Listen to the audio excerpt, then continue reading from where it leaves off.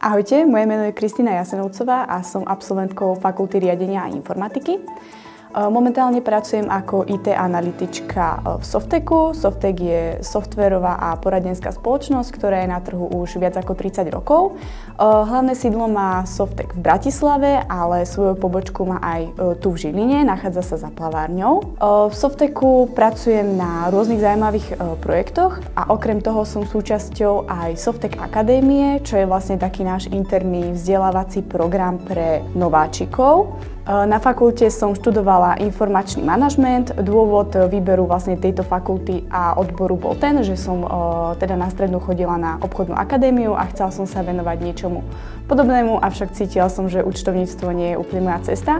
A teda manažment s takým jemným vstupom do informatiky mi prišiel ako skvelá voľba. Softek Akadémia je vhodná pre každého trainee a junior zamestnanca.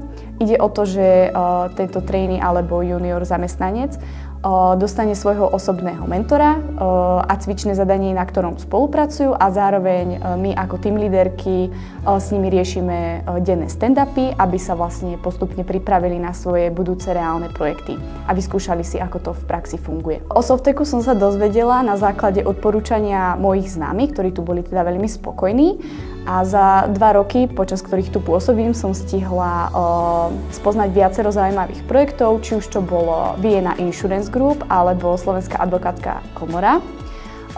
V súčasnosti pracujem na projekte Orange, kde testujem internú aplikáciu používanú predajcami. Celkovo v Softeku pracujem veľmi rada, robí sa tu super, je tu veľmi príjemná a priateľská atmosféra. Ja osobne som veľmi rada, že som mohla študovať na Fakulte riadenia a informatiky. A ak zvažujete štúdium na tejto fakulte, určite choďte do toho, pretože fakulta ponúka široké možnosti uplatnenia, či už je to v IT, manažmente alebo marketingu.